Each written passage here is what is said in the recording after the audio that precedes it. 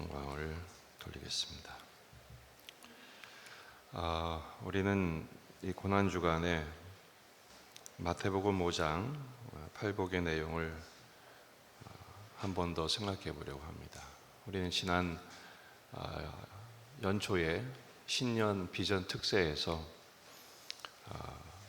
팔복의 네 가지를 이미 생각해 보았습니다. 심령이 가난한 자, 또 애통하는 자, 온유한 자, 그리고 의에 줄이고 목마른 자가 복이 있다는 사실을 묵상했습니다. 오늘부터 금요일까지는 그 나머지 부분을 생각해 보려고 합니다. 그럼 여러분 그런 생각하실 거예요. 고난주간에 무슨 팔복인가? 고난주간에 산상수훈과 고난주간이 무슨 관계가 있는가? 아주 밀접한 관계가 있어요. 왜냐하면 이 하나님의 팔복의 은총은 예수님의 십자가 없이는 허락될 수 없는 매우 중요한 내용이기 때문에 그렇습니다. 원래 산상수훈은 예수님께서 율법을 재해석해 주신 설교입니다. 율법은 은혜로 주신 거지만 우리가 인간으로서는 결코 지킬 수 없는 항목들이죠. 예수님께서 그 율법을 완성하러 오셨습니다. 마태복음 5장 17절에 내가 율법이나 선지자를 폐하러 온 줄로 생각하지 말라. 폐하러 온 것이 아니라 완전하게 하려 함이라. 어떻게 해요? 예수님의 십자가를 통해서 그 모든 율법의 요구를 성취하셨기 때문입니다. 그래서 구약에서는 순종해라 그래야 복을 준다, 불순종하면 심판이다, 저주다 이렇게 말씀하고 있지만 예수님을 통해서 완전히 재해석되죠. 복음이 된 것입니다.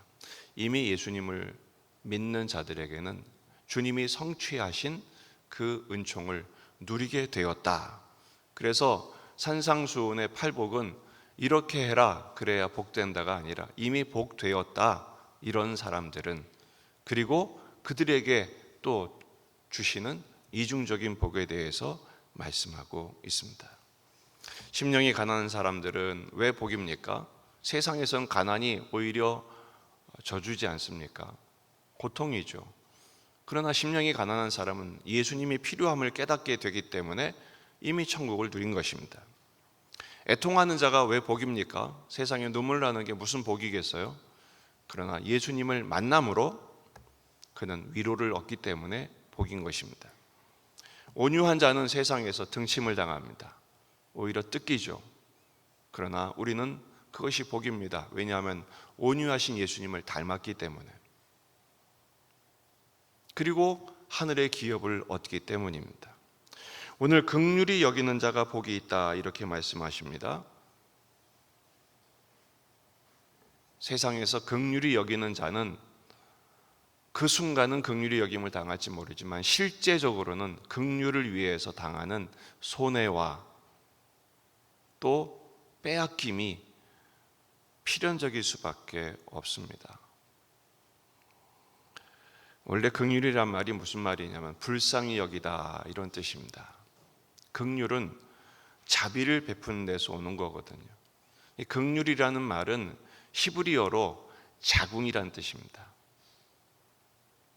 어머니의 그 태 속에서 태아가 느끼는 어머니의 마음이죠. 그게 바로 하나님의 성품을 설명해 주는 단어입니다. 근데 여러분, 우리 인간은 그 하나님의 탯줄을 끊고 뛰쳐나간 탕자와 같은 모습이지 않습니까? 그런데 우리 하나님께서는 그런 우리를 끝까지 사랑하십니다. 긍휼히 여긴다고 했을 때 우리가 자발적으로 하는 긍휼이 아닙니다. 원문을 보면 수동태로 되어 있어요. 긍휼히 여기는 자가 되게 하신 것이 복이라는 거죠. 왜냐하면 우리 인간의 본성은 어떻습니까? 우리에게 행한 것에 대한 되갚아 주려는 것이 우리의 본성입니다. 긍휼이란 단어와 제일 많이 닮아 있는 게 은혜라는 단어입니다. 은혜는 자격 없는 자에게 주시는 하나님의 선물이거든요. 그런데 긍휼은 뭐냐? 마땅히 받아야 될 심판을 면해 주시는 것이 긍휼입니다. 시편 78편 38절 말씀을 보면 오직 하나님은 긍휼하심으로 죄악을 덮어 주셔서 멸망시키지 않고 진노를 돌이키시며 모든 분노를 쏟아내지 않으시는 것, 이게 긍휼입니다. 당연히 받아야 될 건데 주님이 면해 주시는 거죠. 우리가 사형 선고를 받아 마땅한 우리들에게 사면을 선고해 주시는 것이 긍휼의 은총인 것입니다. 우리 인간은 뭔가 나에게 잘못한 일이 있으면 되갚아 주고 싶어 하죠. 복수하는 것, 안갚음하는 것, 이게 바로 우리 인간의 본성입니다. 그런데 여러분, 이런 마음을 가지는 것 자체가 고통입니다. 남을 풀어주지 않는 것은 복수하고 싶은 마음이겠지만 결코 발 뻗고 잘 수 없는 것이죠. 주님이 그것으로부터 우리를 자유케 하셨습니다. 주님이 먼저 우리를 풀어주셨죠. 그리고 하나님께 맡기라, 이렇게 말씀하시죠. 복수는 하나님의 몫이기 때문에 심판권과 그리고 그로 인한 모든 복수는 내가 한다. 하나님께 맡기고 우리가 할 일은 뭐예요? 주님처럼 풀어주는 것입니다. 그래서 주님 말씀하십니다. 긍휼히 여기는 자가 복이 있다. 그렇다면 우리는 긍휼히 여기는 자의 복을 과연 누리고 있는가? 왜냐하면 우리도 풀어주지 않거든요. 여전히 복수혈전의 세상 속에서 오히려 그 에너지를 더하고 있지 않습니까? 그래서 긍휼히 여긴 자의 복을 누리려면 어떻게 되느냐? 첫 번째, 긍휼을 누려야 하는데 구해야 합니다. 따라합시다. 주여, 긍휼히 여기소서. 주여, 불쌍히 여기소서. 기도할 때 긍휼을 누리게 됩니다. 누가복음 18장 38절에 맹인이 외쳐서 주께 부르짖습니다. 맹인이 외쳐 이르되 다윗의 자손 예수여, 나를 불쌍히 여기소서. 앞서가는 자들이 그를 꾸짖어 잠잠하라 윽박지르죠. 그때 그가 더욱 크게 소리질러 외칩니다. 다윗의 자손이여, 나를 불쌍히 여기소서. 오늘 이 아침에 우리가 기도할 것은 주여, 나를 불쌍히 여겨 주시옵소서.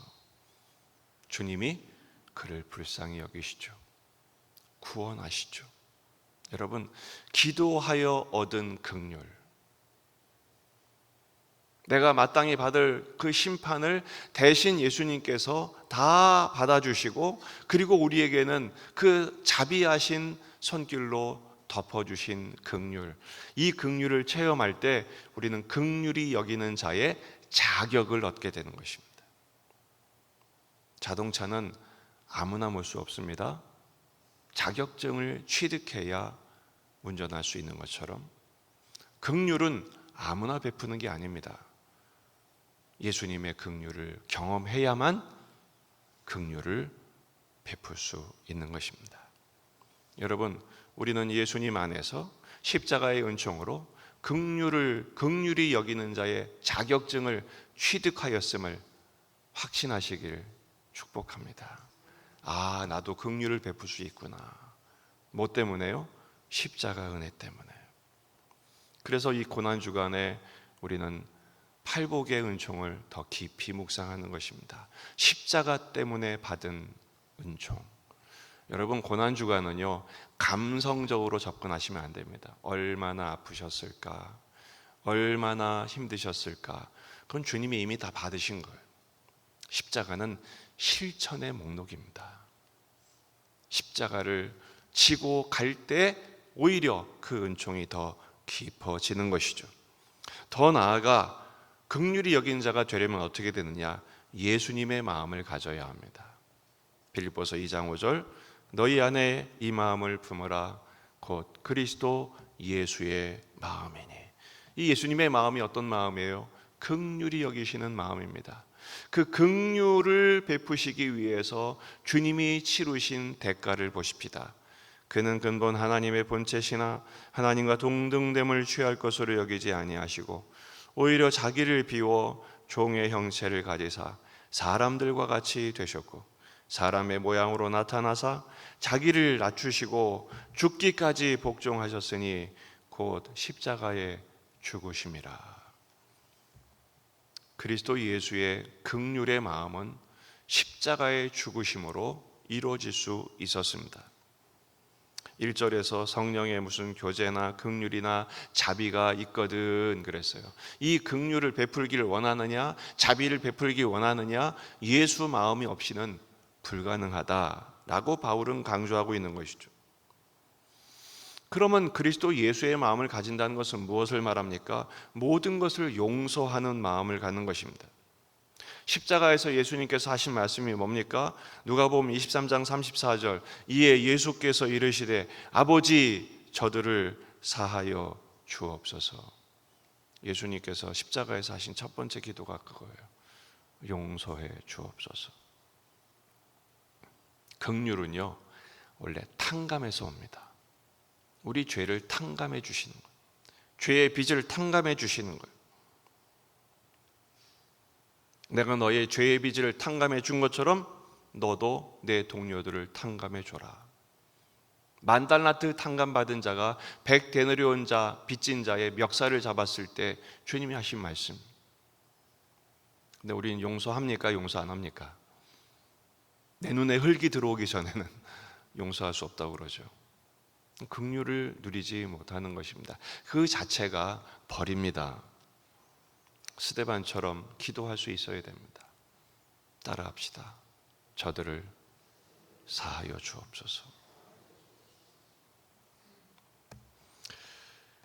이번 고난주간에 우리가 용서해야 할 사람들의 이름을 한번 적어보시는 것은 어떨까요? 주님이 나를 용서하신 것처럼 여러분 놀랍게도요, 기도의 응답은 용서로부터 옵니다. 저도 실천해 보겠습니다. 예수님처럼 용서하는 긍휼히 여기는 자가 되시기를 주의 이름으로 축원합니다. 두 번째는 진정한 긍휼은 돌보는 것입니다. 긍휼의 마음을 가진 것으로 멈추면 안 되고요, 긍휼의 손길이 있어야 합니다. 마태복음 25장에 보면 그 긍휼을 베푸는 돌봄의 구체적인 실천 사항이 기록되어 있습니다. 그때 임금이 그 오른편에 있는 자들에게 이르되 내 아버지께 복받을 자들이여 나와 창세로부터 너희를 위하여 예배된 나라를 상속받으라. 긍휼히 여기는 자에게는 축복하십니다. 어떻게 긍휼히 여기는 것입니까? 내가 줄일 때 너희가 먹을 것을 주었고 목마를 때 마시게 하였고 나그네 되었을 때 영접하였고 헐벗었을 때 옷을 입혔고 병들었을 때 돌보았고 옥에 갇혔을 때 와서 보았느니라. 뭐가 긍휼입니까? 돌보는 것입니다. 못 먹는 사람들, 못 입는 사람들, 목마른 사람들, 나그네 된 사람들, 헐벗은 사람들, 병든 사람들, 옥고를 치르는 사람들을 돌보는 것, 그게 긍휼입니다. 여러분, 긍휼을 베푼다는 것은 결코 쉬운 일이 아닙니다. 생돈이 들어가는 거거든요.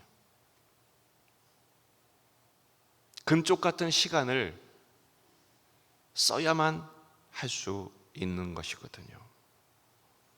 놀라운 사실은요, 그 긍휼을 베풀 때 하나님이 그 손을 복되게 하십니다. 아까 우리가 손과 발로 지은 죄에 대해서 말했죠. 우리는 손가락질 하잖아요. 저렇게 살면 안 된다고. 저게 뭐냐고. 손가락질했던 손을 펴서 그 손을 잡아주는 것입니다. 그리고 그 빈손을 채워주는 것입니다. 긍휼히 여긴 자가 복이 있습니다. 왜요? 긍휼히 여겨 주신답니다. 어떻게 긍휼히 여겨 주시나요? 신명기 15장 10절, 너는 반드시 그에게 줄 것이요 줄 때에는 아끼는 마음을 품지 말 것이니라. 이로 말미암아 내 하나님 여호와께서 내가 하는 모든 일과 내 손이 닿는 모든 일에 내게 복을 주시리라. 땅에는 언제든지 가난한 자가 그치지 아니하겠으므로 내가 내게 명령하여 이르노니 너는 반드시 내 땅 안에 내 형제 중 곤란한 자와 궁핍한 자에게 내 손을 펼칠지니라. 하나님은 우리 주변에 항상 모자란 자, 결핍된 자, 재난당한 자, 눈물 나는 자를 보내십니다.